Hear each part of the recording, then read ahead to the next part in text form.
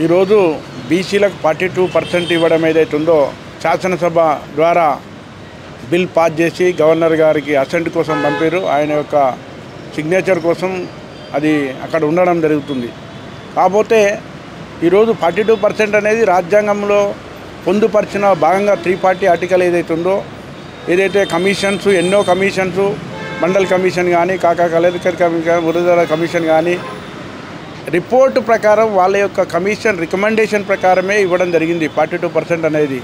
ఇంకా జనాభా ఎక్కువ ఉంది, 56% ఉంది, కానీ వేరే ఓన్లీ 42%కి కన్ఫైన్ చేసిర్రు. ఓకే, అదైనా ఇవ్వడానికి ఈడబ్ల్యూఎస్ మాత్రం 10 రోజులలో బిల్ పాస్ అయింది, రాష్ట్రపతి అసెంట్ వెళ్ళిపోయింది, అది యాక్ట్గా వచ్చేసింది. అది నెక్స్ట్ మంత్ నుంచి ఇమీడియట్ నెక్స్ట్ మంత్ నుంచి ఇంప్లిమెంటేషన్ అయిపోతుంది. అంటే ఈ విధంగా అంటే ఎంత డిస్క్రిమినేషన్ అంటే 56% ఈ దేశ ప్రజలకు, ఈ భూమి పుత్రులకు, ఈ భూమిలో పుట్టి ఈ భూమిలోనే కలిసిపోయే వ్యక్తులకు తీరని అన్యాయం చేసే కార్యక్రమాలు ఇక్కడ ఉన్న న్యాయ వ్యవస్థ కానీ అదేవిధంగా రాజకీయ వ్యవస్థ కానీ అంటే రాజకీయ వ్యవస్థలో కూడా ఈ వర్గాలు లేకపోవడం కూడా చాలా దురదృష్టకరం. ఎందుకంటే they person who is representing they will protect certainly they will protect their own kith and కిన్ and వాళ్ళ కాస్ట్ను వాళ్ళ సంబంధికులను వాళ్ళ సొసైటీ వాళ్ళు ప్రొటెక్ట్ చేసుకుంటున్నారు. ఇది కరెక్ట్ కాదు, అది రాజ్యాంగ వ్యతిరేకమైన విధానం. అది వాళ్ళు ఎలక్టెడ్ మెంబర్స్ అంటే they should feel that it is their country, it is people are their people అని ఫీల్ కావాలి. అందరినీ ప్రొటెక్ట్ చేయాల్సిన బాధ్యత రాజ్యాంగము ఎలక్ట్ చేసిన ప్రతి ఒక్కరిపై ఉంటుందని శాసనసభ్యులపై ఉంటుంది. శాసనసభ్యులు న్యాయంగా వాళ్ళు చేసిరు, బిల్ పాస్ చేసిరు, 42% ఇవ్వాలని చెప్పి తీర్మానం చేసిరు.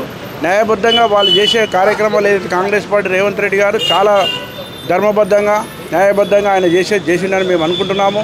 కాకపోతే ఈరోజు బీజేపీ గవర్నమెంట్ ఎవరైతే ఉన్నారో వాళ్ళకి పేరు వస్తుందనే ఒక దురదృష్టకరమైన అంశం అడ్డం పెట్టుకొని వాళ్ళు మాకు అడ్డం పడడం అనేది చాలా బాధాకరమైన విషయం. మా వర్గాలు ఏడుస్తున్నాయి ఈరోజు. ఎందుకంటే కొంతమంది మా లేడీస్ అడ్వకేట్లు అయితే ఏడ్చిరు, అక్కడ ముందటనే హైకోర్టు ముందట ఏడ్చిరు. అంటే ఎంత బాధాకరమైన విషయమో మీరు కూడా గ్రహించండి.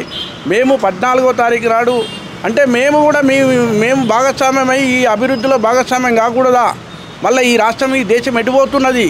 ఈ దేశంలో ఉన్నటువంటి బ్యాక్వర్డ్ క్లాసులు ఓబీసీలు హిందుత్వంలో ఫోల్డ్లో ఉన్నటువంటి హిందుత్వ ఫోల్డ్లో ఉన్నటువంటి మమ్మల్ని ఇగ్నోర్ చేస్తే ఈ రాష్ట్రము ఈ దేశమే ఒక రోజుకు ఇగ్నోర్ అయిపోతుంది. ఎందుకంటే ఈ దేశాన్ని కాపాడుతుందే మేము, ఈ దేశం అభివృద్ధి ఇంత జరుగుతుందంటే మేమే. ఎందుకంటే మేము ఇండస్ట్రియలైజేషన్లో కూడా మా వర్గాలు లేకున్నా కానీ మేము ఇండస్ట్రియల్కు ప్రోద్బలం చేస్తాము. ఎప్పుడు కూడా మేము అది అయ్యో మాకు రిప్రజెంటేషన్ లేదు కదా, నోటికాడి బుక్కను మనం తీసేయము. ఎందుకంటే నోటికాడి బుక్కను మాకు మా ధర్మంలో లేదు. మా బీసీలో ఏదైతే ధర్మం ఉందో మా న్యాయంగా వాళ్ళ తిండి మనం తినొద్దురా అని ఈడబ్ల్యూఎస్కి మేము ఎక్కడ కూడా ఇంత అన్యాయం వాళ్ళకు కూడా పేదవాళ్ళు ఉన్నారని చెప్పేసి మా లీడర్లే సమాజ్వాదీ పార్టీ లీడర్ కానీ ఎంతోమంది నాయకులు కూడా వాళ్ళు అంగీకరించి వాళ్ళు ఫేవర్గా మాట్లాడిరు.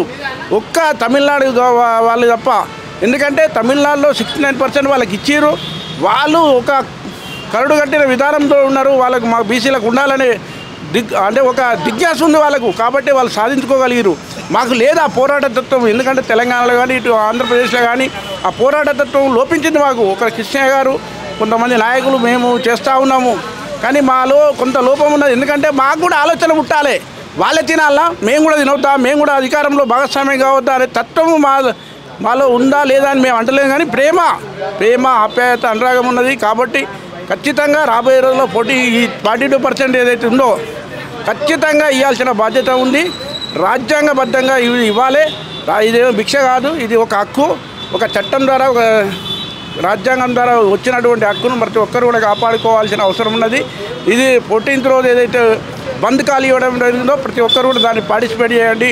మేము కులాలకు అతీతంగా మతాలకు అతీతంగా అదేవిధంగా రాజకీయాలకు అతీతంగా అందరూ కూడా వాలంటరీగా వచ్చేసి స్వచ్ఛందంగా పాల్గొనాల్సిందిగా మేము మీ ద్వారా విజ్ఞప్తి చేస్తూ ఉన్నాం. అయితే 3 ఆప్షన్లు ఉన్నాయి. ఒకటి సుప్రీంకోర్టు పోవడము, లేదంటే పార్టీ పరంగా ఇస్తా అన్నది రిజర్వేషన్ వాళ్ళు అయితే పార్టీ పరంగా ఇస్తా అన్నారు. 3వది 4 వారాల పాటు వెయిట్ చేయడం. ఏదైతే బాగుంటుందని మీరు అనుకుంటున్నారు? మేము ఖచ్చితంగా 42% ఇచ్చిన తర్వాతనే ఎలక్షన్ పోవాలని మేము అంటున్నాము. కాంగ్రెస్ పార్టీ వారు కూడా మహేష్ గౌడ్ గారు కూడా క్రిస్టల్ క్లియర్గా చెప్పడం జరిగింది, క్యాబినెట్ కూడా క్లియర్గా చెప్పడం జరిగింది.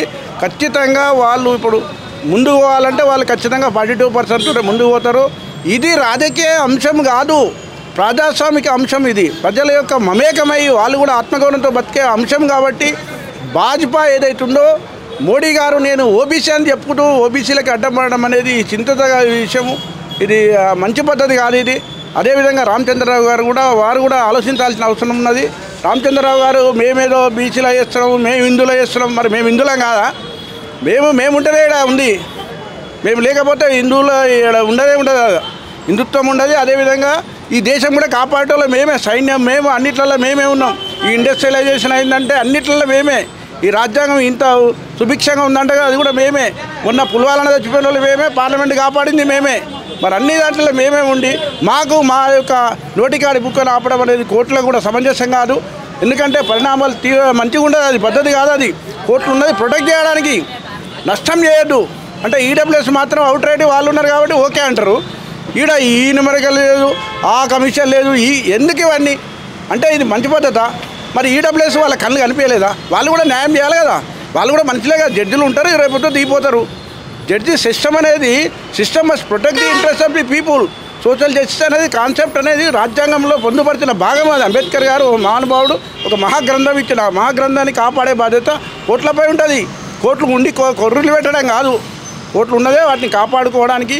ఏదో పేదవాడిని ఇంకా పేదవాడినిగా చేయడం కాదు, పేదవాడిని కూడా ఈ రాజ్యాంగం బద్ధంగా వాళ్ళకు కూడా న్యాయంగా వాళ్ళకి రావాల్సిన హక్కులను కాపాడి ఇచ్చే బాధ్యత కోర్టులపై ఉంటుంది.